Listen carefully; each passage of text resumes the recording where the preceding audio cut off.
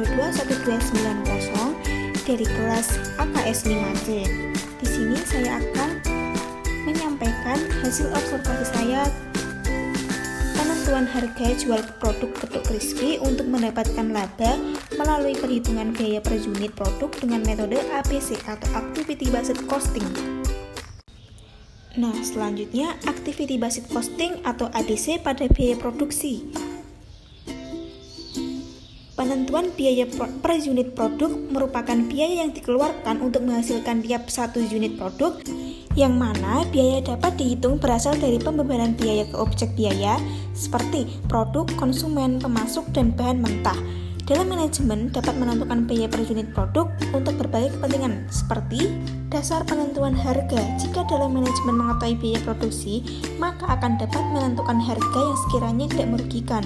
Lalu, dasar pembuatan keputusan. Jika manajemen mengetahui biaya produksi, produk akan dapat membandingkan dengan harga jual pada produk pesaing. Lalu selanjutnya, metode penentuan biaya produk. Terdapat dua metode, yaitu metode tarif tunggal, yang mana dibagi menjadi dua, yaitu penentuan tarif pembebanan overhead, lalu pembebanan biaya overhead. Metode yang kedua adalah metode departemental.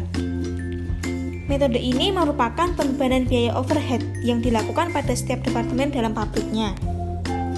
Pada UMKM ini ada profil usahanya, dan nama pemilik usaha tersebut adalah Ibu Titik Sansiah, dan hasil produksinya merupakan getuk crispy homemade. Lokasi usahanya terletak pada Jalan Karangjati, RT 09, RW 02, Karangjati, Kalijandi, Sragen.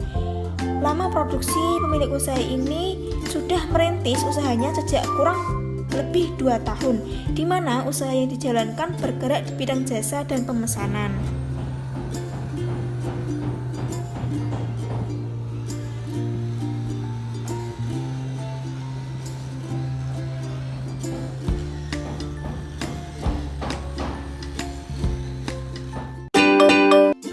Langkah selanjutnya yaitu perhitungan biaya.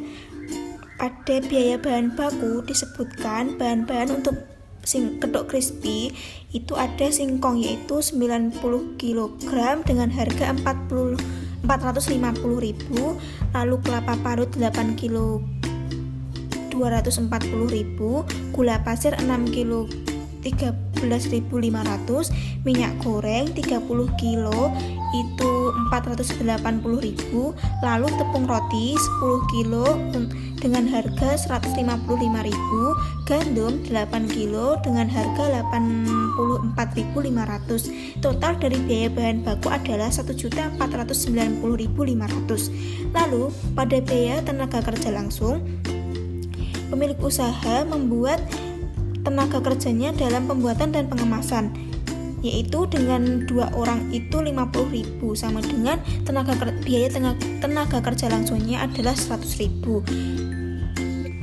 Lalu biaya overhead, terdapat kompor gas dengan harga 420.000, wajan 50.000, dandang 100.000, gilingan 1.300.000, lalu baskom 30.000, nampan 20.000, plastik dan kap kertas 20.000, mika 15.000, dan total biaya overheadnya semua adalah 1.955.000.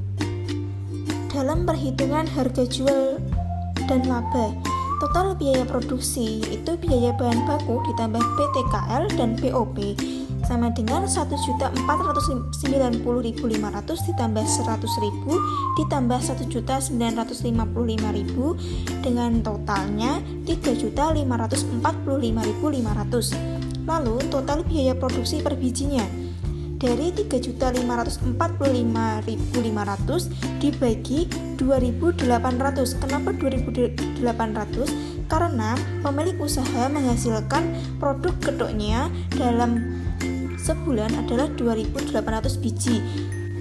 Lalu dengan harganya adalah 1.266. Lalu pemilik usaha menjual per biji getuknya adalah dengan harga 2.000. Penjualannya dihitung dengan total 5.600.000. Lalu pada biaya produksi biaya bahan baku, biaya tenaga kerja, dan biaya overhead dikurangi dengan penjualan. Jadi 5.600.000 dikurangi 3.545.500 dengan hasil laba operasionalnya adalah 2.054.500. Permasalahan dalam usaha ini yaitu pemilik usaha yang belum mempunyai banyak karyawan dan membuat pemilik usaha kewalahan dalam memproduksi produknya.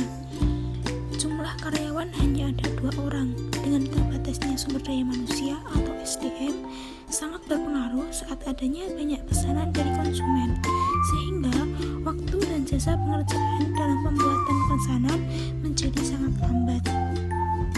Kesimpulan dan saran yang dapat diambil dari usaha UMKM Kedok Crispy tadi yaitu dengan perhitungan tersebut dapat disimpulkan bahwa harga jual per biji kedok crispy dengan laba per biji kisaran dengan harga 1.500, yaitu dengan laba yang dihasilkan cukup tinggi. Apabila pemilik usaha menaikkan harga jual produk, maka akan bertambah lagi laba yang diproduksi, sehingga peminat konsumen juga akan bertambah jika harga yang ditetapkan akan sama dan dapat bersaing dengan produk yang serupa di pasaran. Dan juga pemilik usaha ingin mengembangkan produknya dengan menambahkan varian rasa, dapat memberi peluang untuk usahanya ke depannya nanti.